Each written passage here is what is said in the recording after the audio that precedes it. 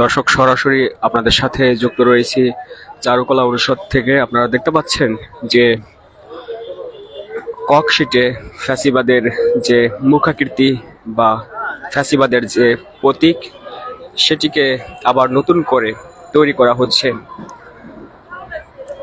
আগামীকাল পহেলা বৈশাখ, সেই পহেলা বৈশাখে থাকবে ফ্যাসিবাদের অন্যতম দৃষ্টান্ত যে নারী উপস্থাপন করে গেছে তার মুখাকৃতি, এবং সেটি এখন কিন্তু তৈরি হচ্ছে, সেটি আপনাদেরকে দেখাচ্ছি।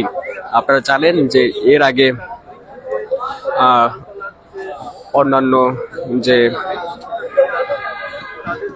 জাতীয় প্রতীকগুলো রয়েছে, মাছ, দোয়েল থেকে শুরু করে বা বাঘ, এই সমস্ত যে জাতীয় প্রতীকগুলো রয়েছে সেগুলো বাঁশ সহ অন্যান্য সরঞ্জাম দিয়ে দীর্ঘ প্রায় 1 মাসের পরিশ্রমে তৈরি হচ্ছিল।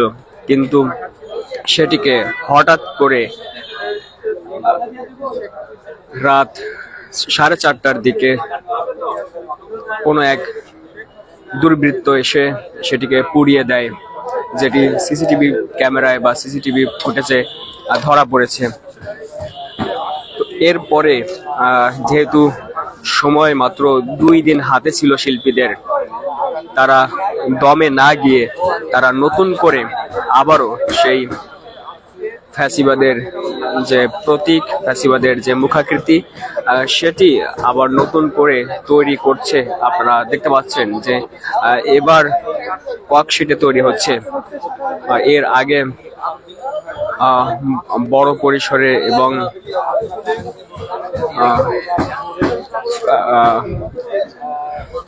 ব্যাপক কর্মযজ্ঞের মাধ্যমে যে ফ্যাসিবাদের মুখাকৃতি যেটি তৈরি করা হয়েছিল সেটিকে নষ্ট করে দেওয়া হলেও শিল্পীরা দমে না গিয়ে আবারও নতুন করে তৈরি করছে, এবং সেই দৃশ্যই আপনাদেরকে সরাসরি চারুকলার ভিতর থেকে দেখাচ্ছি। আপনারা দেখতে পাচ্ছেন যে শিল্পীরা ব্যস্ত রয়েছে। কিছুক্ষণ আগে আমরা একজনের সাথে কথা বলছিলাম, তিনি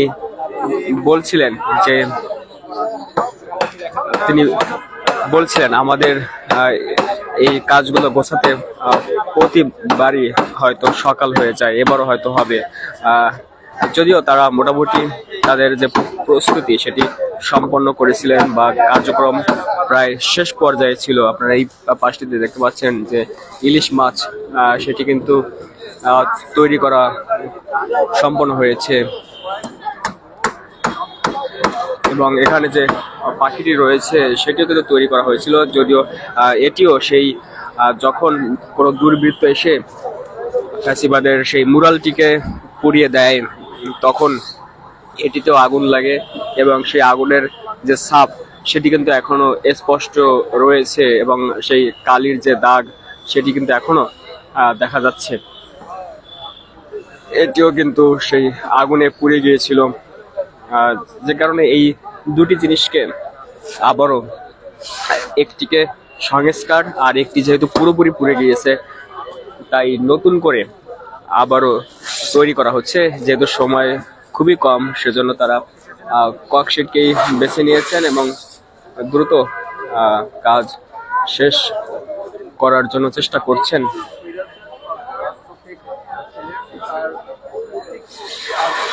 আপনারা জানেন যে গত জুলাই আন্দোলনে কোটা বৈষম্যের বিরুদ্ধে যখন শিক্ষার্থীরা তারা আন্দোলনে নেমেছিল, সেই শিক্ষার্থীদের কথাকে কোনো প্রকার ভ্রুক্ষেপ না করে লাখ লাখ তরুণের চাওয়াকে বা লাখ লাখ তরুণের যে দাবিকে সেটিকে অগ্রাহ্য করে তাদের উপরে নির্বিচারে হত্যাযজ্ঞ এবং গুলিবর্ষণ করার নির্দেশদাতা এবং সেই সময়কার যে সরকার প্রধান ছিল, তারই মুখাবয়ব বা তারই মুখের আকৃতি আপনারা নিশ্চয়ই বুঝতে পারছেন। যদিও এটিকে শিল্পীরা বলছেন এটি নির্দিষ্ট কোনো ব্যক্তি নয়, এটি যত ফ্যাসিস্ট রয়েছে সেই ফ্যাসিস্টদের যে প্রতিকৃতি বা তাদের সেই সমস্ত ব্যক্তিদের একটি প্রতীক বা সিম্বল, সেই হিসেবেই তারা দেখাতে চাচ্ছেন বা দেখতে চাচ্ছেন।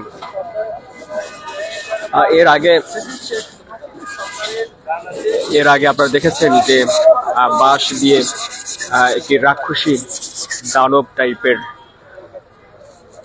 মুরাল তৈরি করা হয়েছিল, যদিও রাতের আধারে, রাত প্রায় 5টার দিকে কোনো এক দুর্বৃত্ত এসে সেটিকে পুড়িয়ে দিয়েছে, যা সিসিটিভি ক্যামেরায় স্পষ্ট ধরা পড়েছে। আমরা দেখতে পাচ্ছি যে শিল্পীরা ব্যস্ত সময় পার করছেন।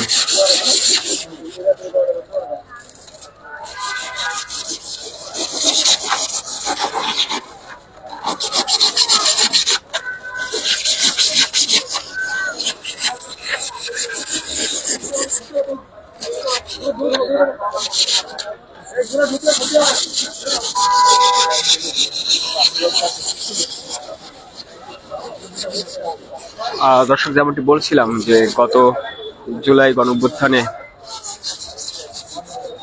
প্রায় 2000 ছাত্র জনতার রক্তক্ষেকো এবং প্রায় 20,000 মানুষকে পঙ্গু করা এই যে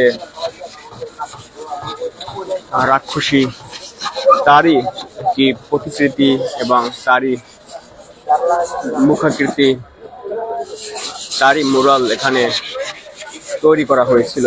যেমনটি বলছিলাম যে সেটিকে পুড়িয়ে ফেলার কারণে নতুন করে আবার তৈরি করা হচ্ছে। আর যদিও সময় খুবই সংক্ষিপ্ত, কারণ আপনারা জানেন যে রাত পেরোলেই পহেলা বৈশাখ উদযাপন করবে বাংলাদেশি মানুষেরা, বাংলা ভাষাভাষী মানুষেরা। নতুন বছর, নতুন বছরের নতুন দিন দীর্ঘকাল ধরে বাংলা ভাষাভাষী মানুষেরা পালন করে আসছে।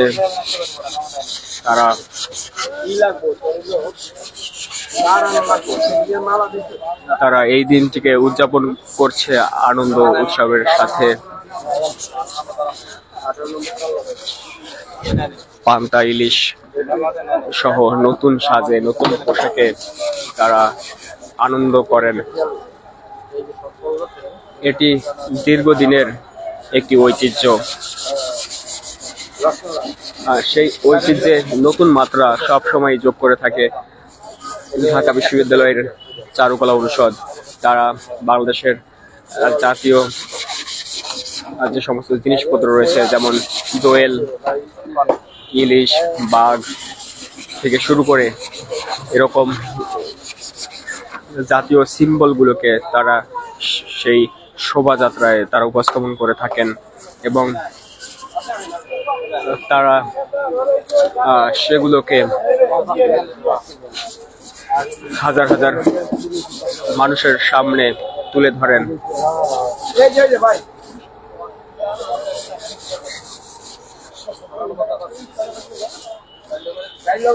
দর্শক, দেখতে পাচ্ছেন যে হয়তো অনেকেই ভেবেছিল বা অনেকেই ধারণা করেছিল যেহেতু ফ্যাসিবাদের মুরালটি পুড়িয়ে দেওয়া হয়েছে, এরপরে আর নতুন করে তৈরি হবে না। কিন্তু আমরা দেখেছি যে সংস্কৃতি বিষয়ক উপদেষ্টা তিনিও তার ফেসবুক পোস্টের মাধ্যমে জানিয়েছেন যে আবারও নতুন করে তৈরি হবে, এবং সেটি আমরা দেখতে পাচ্ছি যে তৈরি হচ্ছে এবং কাজ চলমান রয়েছে। সংক্ষিপ্ত সময়, তবে কাজ অনেক বাকি।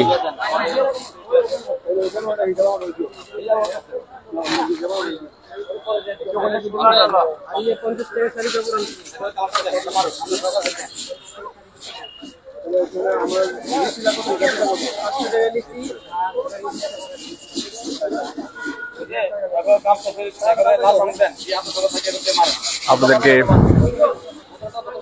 এর আগেও বেশ কয়েকটি ভিডিওতে দেখিয়েছিলাম যে এখানে আসলে আমাদের বাংলাদেশি জাতিসত্তাকে রিপ্রেজেন্ট করে এমন অনেক বিষয় এখানে কিন্তু তারা তৈরি করেছেন এবং বরাবরই সেগুলো তারা তৈরি করে থাকেন এবং উপস্থাপন করে থাকেন। এবছরও তার ব্যতিক্রম নয়। এবছরও আমরা আপনাদেরকে এর আগেও ভিডিওতে দেখিয়েছি, পালকি থেকে শুরু করে ইলিশ, বাঘ থেকে শুরু করে তারা এই পহেলা বৈশাখে বাংলাদেশিদেরকে রিপ্রেজেন্ট করে এমন অনেক কিছুই তারা এই শোভাযাত্রায় উপস্থাপন করে থাকেন। যদিও এবছরে নাম পরিবর্তন হয়েছে, যদিও ঢাকা বিশ্ববিদ্যালয়ের উপাচার্য তিনি বলেছেন যে আমরা নাম পরিবর্তন করিনি, আমরা পুরাতন ঐতিহ্যে ফিরে গিয়েছি। আপনারা জানেন যে এর আগে মঙ্গল শোভাযাত্রা বলতে কিছুই ছিল না, ছিল আনন্দ শোভাযাত্রা, কিন্তু সেটিকেই পরিবর্তন করে পরবর্তীতে মঙ্গল শোভাযাত্রা নামকরণ করা হয়। তো ঢাকা বিশ্ববিদ্যালয়ের উপাচার্য তিনি বলেছেন যে আমরা সেই পুরাতন ঐতিহ্যে ফিরে গিয়েছি, অর্থাৎ আনন্দ শোভাযাত্রা নামেই আগামীকালকে এই র্যালি অনুষ্ঠিত হবে। যদিও আজ সকালে ঢাকা বিশ্ববিদ্যালয়ের কতিপয় শিক্ষার্থী তারা একটি সংবাদ সম্মেলন করেন এবং তারা বলছিলেন যে তারা আসলে এই নাম পরিবর্তন কিসের ভিত্তিতে হয়েছে বা কিসের উপর ভিত্তি করে সেটি তারা জানেন না। তারা শিক্ষকদের সাথে বসতে চান এবং তাদের সাথে কিছু বৈষম্য হয়েছে এমনটি তারা গণমাধ্যমকে বলছিলেন। তবে তারা এই যে শোভাযাত্রা বা আগামীকালকের যে কর্মসূচি সেটিকে তারা কোনো বয়কট করবেন না বা কোনো ধরনের নেগেটিভ প্রচারণা বা নেগেটিভ বিষয়ে তারা যেমনটি বলছিলাম যে তারা বয়কটের কোনো সিদ্ধান্ত নেননি বা নেবেন না। তবে তারা বলছিলেন এটি যার যার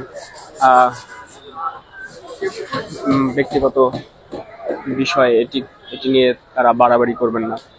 তো আমরা দেখতে পাচ্ছি যে সেই ফ্যাসিবাদের যে মুরাল পুড়িয়ে দেওয়ার পরে সেই কয়লাগুলো, সেই কাঠ পুড়ে এখানে যে ছাই হয়ে আছে সেটি আপনারা দেখতে পাচ্ছেন যে এখানকার সেই পরিবেশ মূলত এখানেই ছিল সেই ফ্যাসিবাদের মুরালটি, যেটিকে রাতের আধারে পুড়িয়ে ফেলা হয় এবং তার কয়লাগুলো এখন এখানে কিন্তু রয়েছে।